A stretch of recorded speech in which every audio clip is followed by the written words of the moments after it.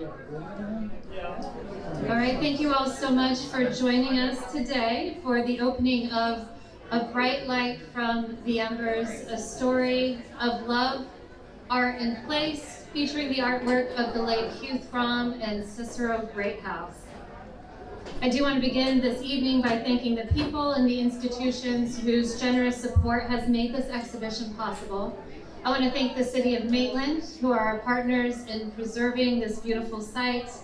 This exhibition is also made possible by grant funding from United Arts of Central Florida, Orange County, and the Galloway Family Foundation. I want to thank our members for being supporters of everything that we do, and I want to thank our staff and our board for their time and efforts as stewards of this site. Now, we're here tonight to celebrate the artistic legacy of Throm and Cicero Greathouse. But first, I want to take a moment to frame that conversation. Right now, the greater Orlando area is in a moment of unprecedented growth.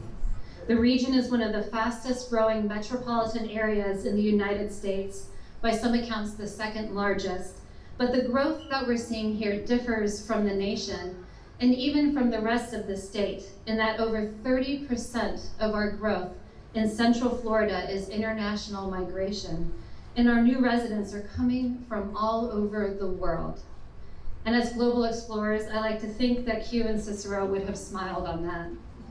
These new residents are bringing new perspectives, new ideas, new ways of doing things, and this type of growth positions the Orlando art scene on the verge of something truly remarkable. And we're seeing that here right now in our Artist in Action program, which Cicero Greathouse was a part of in 2012. Recently, one of our current artists in actions, Sinue Vega, whose work will be shown in January, remarked that if an artistic school of thought is to be born in Central Florida, that it will be born right here at the Maitland Art Center. Think about that. We are in a moment that is ripe with potential. But before we look to the future, we must take a moment to look to our past, because 20, 30, 40 years ago, there were artists here in Central Florida laying the groundwork for all of this growth that we're seeing now. And Throm and Cicero Greathouse were two of those artists. Q and Cicero's impact on the local arts community extends back over 50 years. But this exhibition isn't just a retrospective of their artwork. This exhibition speaks to their lives as artists. Artists who spent their lives seeking that spark, that flash of something greater, that moment that one poet referred to as the doors springing open.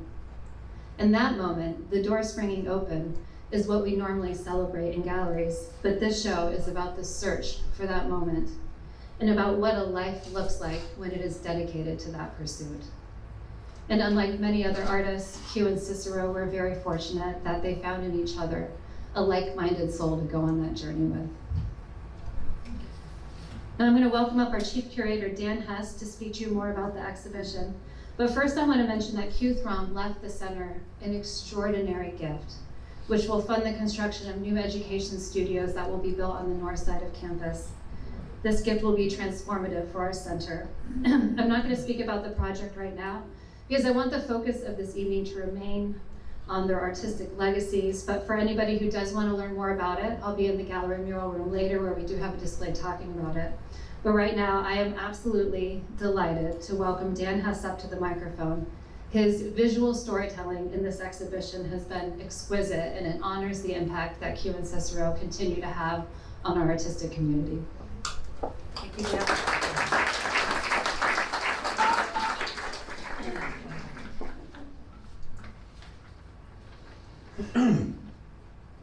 I always hate speaking after my director because it's a hard act to follow. But I do have to thank the people that make my job possible and easy, and that's our board, my board president, Trent Domingo, especially my director, Danielle Thomas. Danny and I have worked here at the Art Center for 8 years now, and we've seen it go through all these different iterations of itself. And we're so pleased that we things that we thought 8 years ago that we wanted to see, that we're actually seeing in real time right now. things that we thought were impossible to see 8 years ago. The type of exhibitions, the type of crowds we're seeing, the type of wonderful interaction with our community. I mean, that's what we hope for, and now that we're walking in it, it really is, it's both wonderful and it's humbling at the same time. So this exhibition was, it's hard to put my finger on. You know, usually when you start an exhibition, you're working with a living artist most of the time, and this was not the case with this. But there was an incredible number of details from their lives that I had to get right to make the statement across the way work. And for that to be done right, I had to have a lot of help. And I want to just honor the people that helped me first. I was very fortunate to have a wonderful team to work with on this. And without their help, I could not have done the work across the street. So I'd like to thank Katie Benson, my wonderful exhibition manager, Dane Cole, Leo Cordovi, Megan Landa, V. Ali, Kenya Mateo, Dante Tosca, and Chris Carter. All of them, I wish you could see them laboring their love and their attention to detail. It would have been inspiring to all of you. Some of them are very young, some of them never met Q and Cicero, but when they heard of their story and they just got caught up in the whole narrative of who they were and why we were doing the exhibition, and really my thanks to all of them. I met Cicero Greathouse once at a Snap opening downtown in 2015 or 2016. And I was instantly impressed with the gentleman, but that was the only time I met him. I had the privilege of knowing and working with Q for the last 8 months of her life here at the Art Center. It was a Thursday that I walked the grounds with her, and she took photos and she talked about the importance of her legacy here, and she passed away the following Tuesday. So this has been, I don't want to get caught up, this has been a very emotional thing for all of us on staff.